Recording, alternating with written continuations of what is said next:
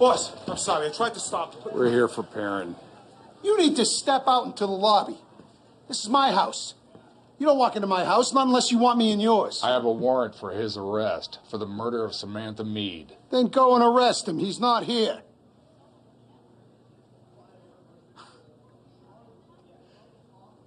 Unless you have a search warrant, I suggest you and your boys get the hell out of my casino. You're trespassing.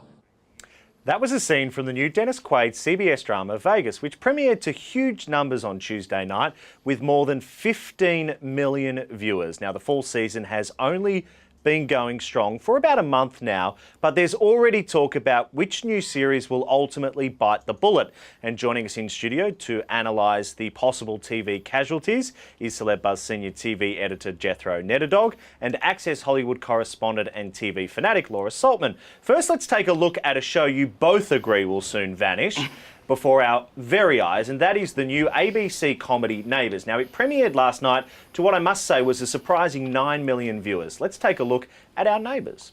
Hello. Hello. I'm Larry Bird, leader of this community and immediate neighbour to your west. My wife, Jackie Joyner Kersey. Our eldest, Reggie Jackson. That's fun. That's another fun name. Is that your little boy? Our youngest, Dick Butkus. Now, guys, our producer Tom Freestone just said in my ear, worst show ever. What was the ABC thinking? Well, I have to say the reason that 9 million people tuned in is it was placed after Modern Family, the biggest comedy on TV. So eyeballs were drawn to it, but I'm sure they also dropped out as the show wore on. What's the premise, Jethro? It's about a family that moves to this, like, sort of closed community. Yes. Wisteria Lane? It's tract homes, basically. Right. Yeah, and so basically they find out later that all their neighbors are aliens. Yes. Yeah, I won't be watching that. Laura, I know you're a big animal lover, but you're not in love with NBC's Animal Practice. Why so? Oh, God. You know, Justin Kirk is so good on Weeds as Andy Botwin. If you watch that show, I mean, he's just fantastic.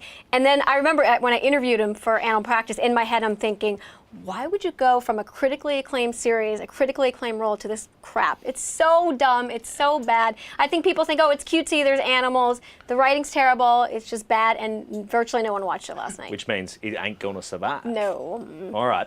Now, Jethro, we know you love animals. I love animals. But you dislike children, and you don't think NBC's Guys with Kids has a chance of surviving. Firstly, let's dissect your hatred of children. No, I'm joking. Why don't you think this one's going to survive? It's just not funny. Okay. It's so not funny, and the fact is, it's co-created by Jimmy Fallon. It's got some talented actors on it, but the writing is just not funny. The premise of these like single dads and the teen care is sort of like not even progressive anymore. It's like harkens back to like the old bad sitcom 80s, like the writing on those, which obviously Jimmy Fallon was a fan of. Yeah. If you want to see funny, watch any skit on Jimmy Fallon's talk show. That's funny. I agree with that. This sitcom, not funny at all. So let me ask this question. How do these shows even make it on air? If you guys are critics and know the biz and say it ain't going to work, how does it make it on air? I have a good answer to that question that I've been asking myself for years. Why does NBC, ABC, CBS, and Fox not invite us, the people who watch TV, who know TV, who are critics, into the pilot screenings so we can tell you what is good and what sucks? Because we would be so good at that, and they don't. It's the Suits instead. It's Suits, that might be exactly. a huge, that might be a huge. I've been saying that for years. Change. All right, yeah, time will absolutely. tell. Also, one of you don't think that CBS's sitcom Partners will make it. It's based on its creators, the guys behind Will and Grace, two best friends, one straight and one gay. Let's take a look at the show first. Now that we're engaged, whose apartment are we going to move into and whose apartment are we going to get rid of? P.S. It's yours, Allie. Okay, we are not engaged. We are engaged. Do we understand that? We do not. We have been waiting to plan Joe's wedding for our entire life, and we are not going to let you ruin it with a barefoot on the beach theme. I wasn't. Weren't you? I was. Yeah. In the same vein, from Tom, the control room, 3-word review, this looks shocking. Raise your hands if you think this is going to go bye-bye. See, I'm going to disagree. I have a reason as well. I always have a reason. It was put on after How I Met Your Mother, which has a loyal audience. It's got that same vein where, you know, friends hanging out together. It does. People did actually watch it. I think the pilot wasn't that good, but I think Michael Urie's really good in the show, and I actually think it could stick around. I don't think it's going to be sent to the comic heaven in the sky too quickly.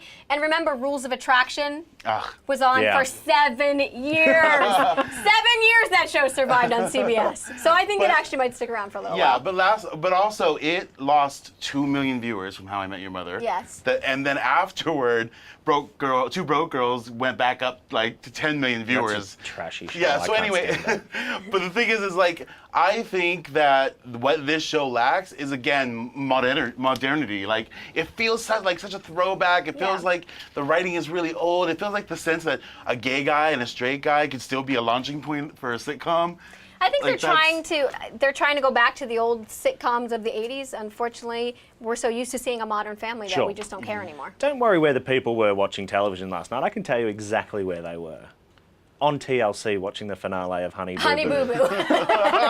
Now, Laura, you think Mob Doctor and Made in Jersey will also end up as fall TV casualties? They're going to get whacked. Why? For sure. Oh, Mob Doctor, I predict will be the first show to get the axe for sure. It's going to be Sleeping with the Fishes. It's just, I watched it and I was like Tom said in the control room, why? Who cares? Made in Jersey, are we trying to go with the Snooki theme and Snooki's a lawyer now? The pilot was boring. It was terrible. I just think no one's going to care. Control room, can we pull back up that promo shot for Mob Doctors, the first one that you showed? I just want to see if you can do that for me. Not that one, the other one. Oh, this is going to turn into a disaster. This one. Who's this guy? That's the guy next to the lead. He was in Damages, which is one of the greatest TV shows. Been on True Blood. And I'm devastated that Damages has wrapped up, but I'm excited that one of my favourite shows is coming back. 2 of my favourite shows, The Good Wife and Scandal. Okay, 2 good shows. Scandal is so good. Yeah. You have good taste in TV. Thank you. Bring him in as well with the 3 of us, and we're going to pick the new season of TV. We'll see if your predictions ring true, and time will tell, I guess. The full TV season continues. Thank you both for giving us your opinions today. A great discussion. You're welcome. And coming up, Kelly Osbourne is under fire as her $250,000 manicure, a bit like Laura's, comes into question. The heated debate next.